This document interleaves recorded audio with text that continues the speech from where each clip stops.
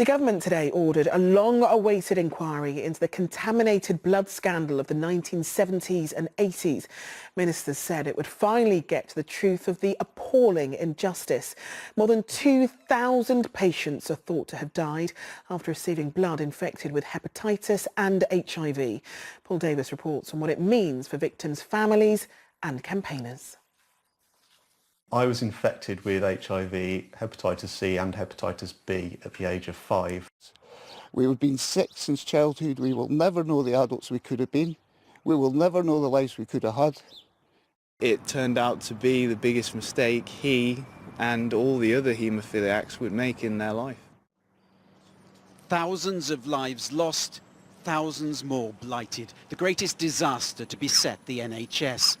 30 years on, the survivors will get their inquiry. I started this battle in a room full of men who are no longer here. They have died horrible deaths. There is nothing nice about dying from liver disease.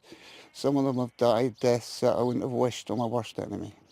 Bruce Norval contracted hepatitis C at just 5 years old. His story is horribly typical. As a haemophiliac in the 70s and 80s, he was treated with blood clotting products that were imported and contaminated. Many of those products came from the US, where donors were paid, a practice that increased the risk of unsuitable blood. Around 6,000 patients were infected with hepatitis C, which causes liver damage and can be fatal. Of those, 1,500 were also infected with HIV, which can cause AIDS. In all, 2,400 NHS patients have since died. Baby Jason, 4 days old.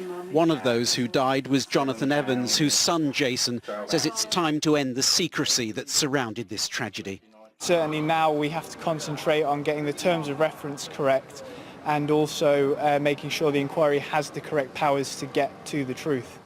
Andy Evans was 5 when he contracted hepatitis C as a result of contaminated blood. He was later diagnosed with HIV and has campaigned for this day ever since.